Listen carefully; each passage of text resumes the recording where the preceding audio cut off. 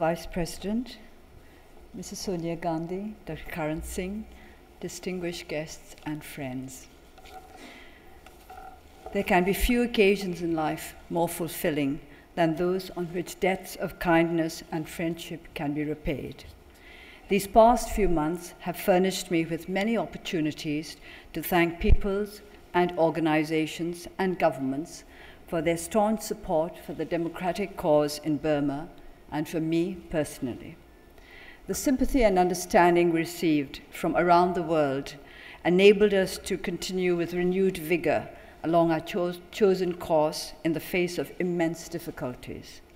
Words of thanks alone are barely an adequate return for encouragement and help given in generous measure when we were most in need. Today, I wish to thank you for the Jawaharlal Nehru Memorial Prize that was awarded to me in 1995, the year that I was released from my first term of house arrest. The links between the independence movement of our two countries and my personal ties to India imbued the prize with a special meaning for me. The thoughts and actions of the leaders of the Indian independence movement provided me with ideas and inspiration. Our movement for democracy in Burma is firmly rooted in the principle of nonviolence that Gandhi made into an effective political force even against the most powerful opponents. His influence on my political thinking is widely recognized. The influence of Jawaharlal Nehru on my life in politics is less well known. Panditji was a name known to me since I was little past the toddler stage. My mother spoke of him as a revered friend, almost a father figure, both to her and to my father. I had little idea of his importance as a statesman beyond the fact that he was the Prime Minister of India. To my infant mind, he was a kindly old man who had provided my father with 2 sets of uniform, the smartest he ever possessed. In January 1947, my father had stopped in Delhi for 2 days on his way to London for formal negotiations for Burmese independence. He had left Burma in the thin cotton uniform of the People's Volunteer Organization. Panditji took one look at the flimsy khaki outfit and decided it would not do for the icy weather of London. That was one of the coldest winters in the history of England. He gave instructions that 2 sets of a warm and smart version of the PVO uniform be made immediately. He decided that my father would also need a heavy overcoat, but since there was not enough time to have one made to measure, a British Army issue greatcoat was procured. The most widely known photograph of my father shows him wearing this garment, a bit outsized, in the garden of 10 Downing Street. My father was still a university student when he first met Jawaharlal Nehru and other Indian leaders. The student unions were at the forefront of the independence movement in Burma, and shared aspirations led to ties of friendship between anti-colonial forces in our two countries. However, as the Second World War approached, the paths to freedom chosen by the Burmese diverged from the non-violent way of Gandhi. My father led a group of young men, the 30 comrades, to Japan for military training, and this small pioneer force became the core of the Burma Independence Army. During the years under Japanese occupation, 1941 to 1945, Burmese independence leaders had little contact with the leaders in India, but came to know Netaji Subhash Chandra Bose and the Indian National Army. At the end of the war, when Netaji's brother, Sarat Chandra Bose, came to Burma to offer his services as a defense lawyer in the trials of members of the INA, my father delivered an address of welcome at a reception held in the City Hall of Rangoon. He referred to Sarat Chandra Bose as one of the leaders of India, a great brother of a great Indian. He went on to say, as far as the AFPFL, that is the Anti-Fascist People's Freedom League, of which I am the president, is concerned, our policy towards India and Indians in this country is one of the broadest conception and generosity. We have no axe to grind. We nurture no feelings of racial bitterness and ill will. We stand for friendly relations with any and every nation in the world. Above all, we want to be not merely good neighbors. We stand for more than friendly relations with our neighbors. We want to be not merely good neighbors, but good brothers. We stand for an Asiatic federation in a not very remote future. We stand for immediate mutual understanding and joint action wherever and whenever possible, for our mutual interests and for the freedom of India, Burma, and indeed all Asia. We stand for these, and we trust Indian national leaders implicitly. A few months ago, Pandit Jawaharlal Nehru stopped for one night in Rangoon on his way back to India from Malaysia. At that time, I met him, and we discussed his questions for about 2 hours. The next and last time my father and Nehru met was in those few days in Delhi that acquired unexpected sartorial significance. After my father's death, Nehru continued to keep an avuncular eye on my mother from afar. Whenever she went to India, or whenever he came on official visits to Burma, he made her feel his concern for her well-being and the well-being of her children. I may even have been taken to meet him during one of his visits, but I can only remember seeing him for the first time in Delhi railway station when I was about 16. My mother was then ambassador to India, and she and I, and a small group from the embassy and the Ministry of External Affairs, were waiting to welcome Prime Minister UNU, who was traveling up by train from Calcutta. Nehru also came to meet UNU, and onlookers spotted him as soon as he stepped into the area that was cordoned off from the teeming crowds in the station. Cheers went up and shouts of Pandit Nehru Ki Jai resounded. His lower lip protruding in that famous petulant look, Nehru ignored all the plaudits and all the people, including me, and walked up and down the empty platform with my mother and talked to her exclusively. His aristocratic disdain for public approbation filled me with both astonishment and admiration. I wondered if Nehru's public liked his cool arrogance, or whether there was a bond between them that made exchanges of mutual courtesies unnecessary. Then I remembered that my father had been notorious for his stern, almost scowling expression and for his lack of social graces. Our people loved him for these very defects, which they saw as proof of his honest, open nature. I should add that towards the end of his life, my father acknowledged that as a national leader, he could not continue with the rough diamond manners of a young revolutionary. The year I went to Oxford, 1964, was one of the most significant turning points in my life. It was also the year Nehru died. Next to the overwhelming grief of the people, not just in India, but in all parts of the world, I remember most vividly reports of the poem by Robert Frost found on his desk. Oxford did not take me away from India, for I made many Indian friends there. After my marriage, my husband's work in Himalayan studies took our family frequently to the north of the country. My last sojourn in India was spent as a research fellow in the Indian Institute of Advanced Studies in Shimla from 1987 to 1988. The year of Nehru's birth centenary, 1989, was the year I was placed under house arrest for the first time. It could be said to have been the year of my political coming of age. When I joined the movement for democracy in 1988, the whole country was in a state of upheaval, and my major concern was to try to unite the myriad political groups that had emerged from the cracks in totalitarian rule into a strong, coherent force for democracy.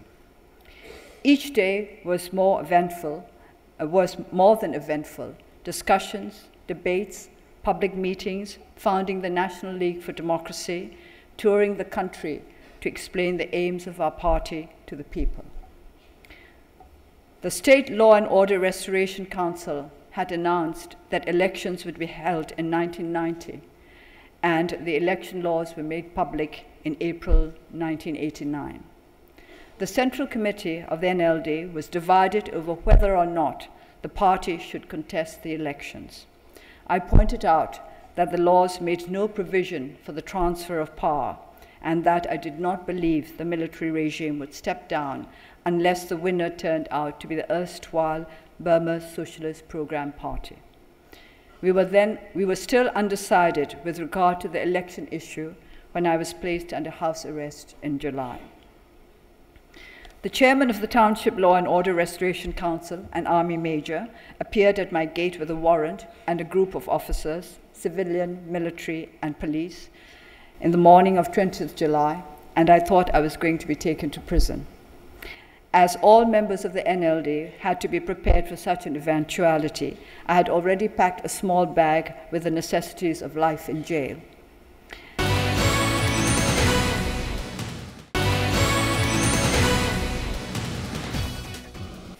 The chairman was somewhat disconcerted by my son's question and replied that I would not be taken to prison. This is how I learned that I would be placed under house arrest under a section of the law that had never previously been invoked. House arrest meant that external activities suddenly came to a halt. It was also an indication that our struggle would be difficult and long. I would have to decide how I would chart the course of my life for the foreseeable future. Among the maps I used to see me through the years that headed into the unknown were Nehru's autobiography and Discovery of India. Quote, "Time seems to change its nature in prison. The present hardly exists, for there is an absence of feeling and sensation which might separate it from the dead past. Even news of the active, living, and dying world outside has a certain dreamlike unreality, an immobility, and an unchangeableness as of the past." I read the above words of Nehru and made comparisons with my own situation. I certainly did not see the present and past as inseparable, perhaps because I had access to a shortwave radio that kept me in touch with the outside world and made it come vividly alive for me. Or perhaps it was an unlikeness in our attitudes to life that made us view isolation in different ways. Even when I was put into prison briefly during 2003, I never had the sensation that present and past had merged into one. There was, of course, a sameness to the days, but each was separate and distinct, so many different stones in a string of perfectly matched diamonds. I use the diamond metaphor deliberately because each day had to be used to forge anew an adamantine resolution to continue along the chosen path. There was, however, much in Nehru's books to make me feel we had many things in common. I was struck by the fact that the very first fragment of poetry he quoted in Discovery of India was from one of my favorite poems, one that had lodged itself in my memory almost instantly at my very first reading of it. Yeats, an Irish airman, foresees his death.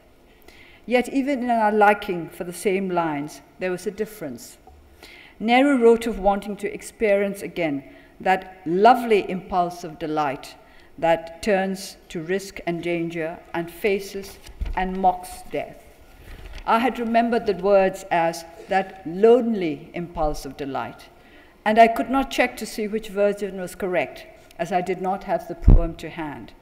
To me, lovely changed the entire meaning of the poem. I wished I could have discussed the matter with Nehru himself. Was it not essentially lonely, rather than lovely, to delight in what would seem at least inexplicable, if not downright undesirable, to most of those around us? When, after years of house arrest, I managed to look up the poem, I found that lonely was indeed the right word. Was lovely a misprint in my copy of Discovery of India, or had Nehru misread the line? To mull over the meaning of a word, to build a whole philosophy on the interpretation of a poem. These are pastimes in which prisoners, particularly prisoners of conscience, engage, not just to fill empty hours, but from a need to understand better and perhaps to justify the actions and decisions that have led them away from the normal society of other human beings. To begin with, what exactly is our conscience? My father once spoke about the need to be able to stand confidently before the court of his conscience. But this court, how broad is the range of its jurisdiction? Did it restrict its mandate to our convictions and our public commitments? Or would it also inquire impartially into the love and care we owe in our private relations, our obligations to friends and families? This is a question that must surely trouble all who, regardless of the condition of near and dear ones, accept distress and danger in the name of a cause or a belief. Nehru explores his dilemma in writing about his wife, Kamala.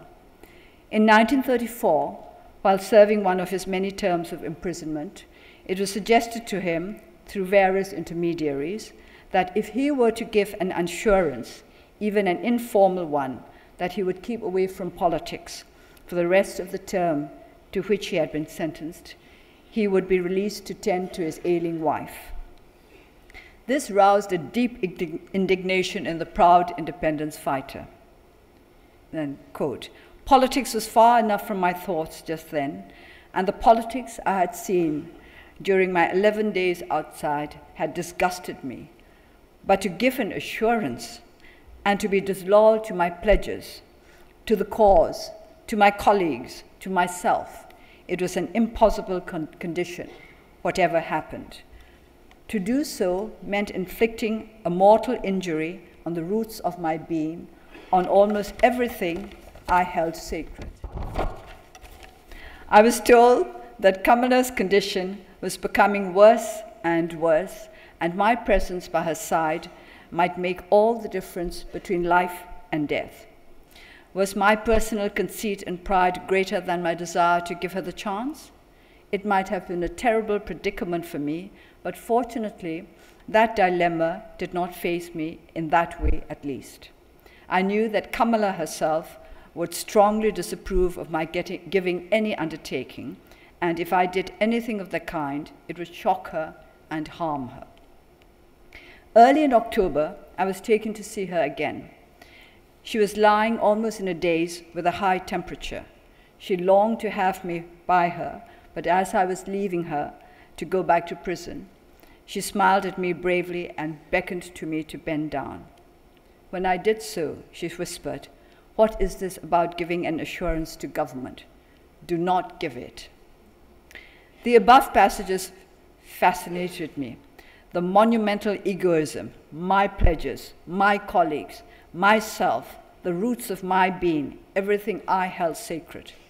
The briefest appearance before an impartial court of conscience, before deciding that he would be doing Kamala more harm than good by doing what was repugnant to his principles. And of course, Kamala's own words put the seal of approval on his decision. Yet, in full awareness of this egoism and some possible self-deception on the part of Nehru, I have to confess that I wholly endorsed his stand on the matter. After my release from my first term of house arrest, I made public speeches to supporters who gathered in the street outside my garden at weekends. On one such occasion, I spoke of the above episode and urged the families of democracy activists to cultivate Kamala's fortitude and dedication, such as the exigencies of dangerous causes. The lesson I really learned, however, was not to deceive myself or others with the claim that we are making self-sacrifices when we follow our conscience. We are simply making a choice, and possibly an egoistic one at that.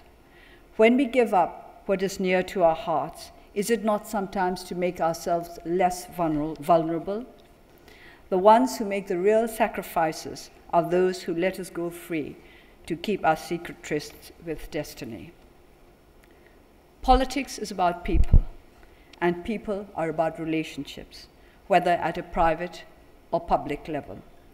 The two Indian leaders to whom I feel closest were undoubtedly Gandhi and Nehru, because the challenges they faced along the path to independence are the ones we have been facing over the course of our struggle, which will mark its quarter century next year. The survival of their relationship, which was both personal and political, in spite of their many differences, is one of the triumphs of Indian politics. When Gandhi decided to withdraw the civil disobedience movement, Nehru was deeply distressed. He railed, "Why should we be tossed hither and thither for what seemed to me metaphysical and mystical reasons in which I was not interested?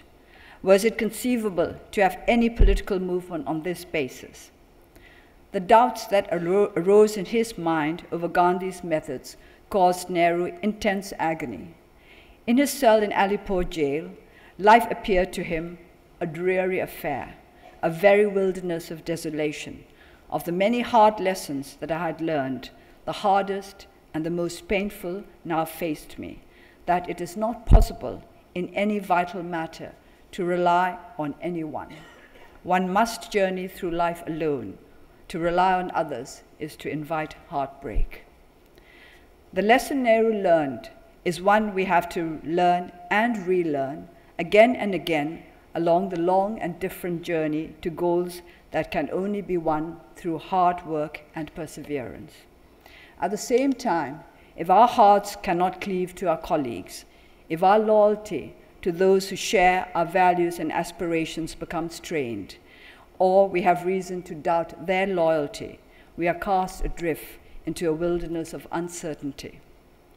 During one of my periods of isolation, I jotted down on a piece of paper that if I could be sure of one, just one, totally trustworthy, totally reliable, totally understanding, totally committed friend and colleague who would keep faith with me and with the cause in which we believed throughout the vicissitudes of this existence, I could challenge the combined forces of heaven and earth.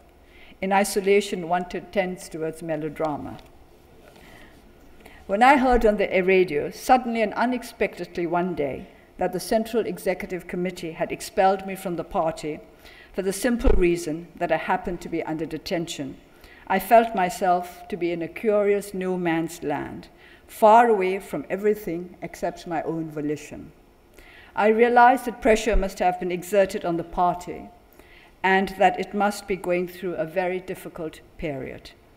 Finally, I decided that it was for me to keep faith with my party as long as it kept faith with our cause, regardless of their official position with regard to me.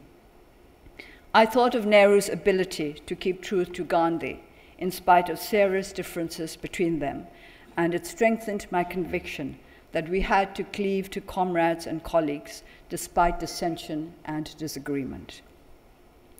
As the 100th anniversary of Nehru's birth, 14th November 1989, approached, I copied a long paragraph from his autobiography onto a large sheet of paper. This is what I copied. "Law and order, we are told, are among the proud achievements of British rule in India. My own instincts are entirely in favor of them. I like discipline in life and dislike anarchy and disorder and inefficiency. But bitter experience has made me doubt the value of the law and order that states and governments impose on the people. Sometimes the price one pays for them is excessive, and the law is but the will of the dominant faction, and the order is a reflex of an all-pervading fear. Sometimes, indeed, the so-called law and order might be more justly called the absence of law and order. Any achievement that is based on widespread fear can hardly be a desirable one, and an order that has for its basis the coercive apparatus of the state and cannot exist without it, is more like a military occupation than civil rule. I find in the Rajata Rangini, the 1,000-year-old Kashmiri epic, historic epic of the poet Kalhana, that the phrase is repeatedly used in the sense of law and order, something that it was a duty of the ruler and state to preserve is dharma and abhaya, righteousness and absence of fear. Law was something more than mere law, and order was the fearlessness of the people. How much more desirable is this idea of inculcating fearlessness than of enforcing order on a frightened populace? Nehru's words not only reflected my own sentiments exactly, but were so entirely appropriate at a time when the State Law and Order Restoration Council was imposing rule by fear in Burma. I hung the sheet of paper in the entrance hall of my house at a place where the security personnel, usually members of the military intelligence, who were my only visitors, could not fail to see it.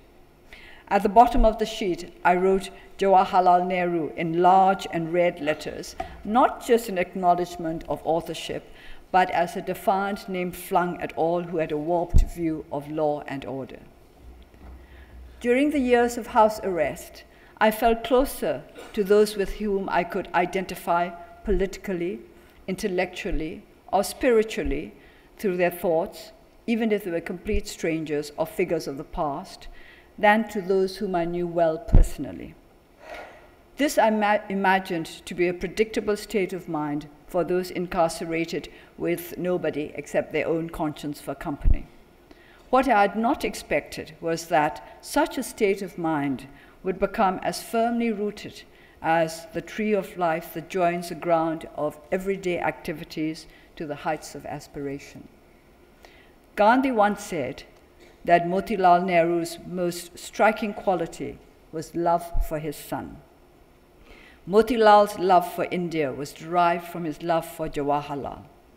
This comment led me to wonder if my love for Burma derives from my love for my father, whom I do not really remember. His image from me is inseparable from his part in the independence movement of our country, which often in my mind merges with our present struggle for democracy that has not yet come to an end.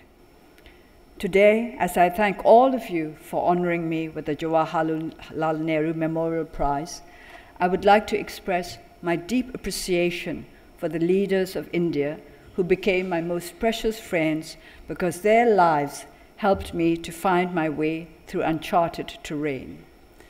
The discovery of Nehru was also a discovery of myself.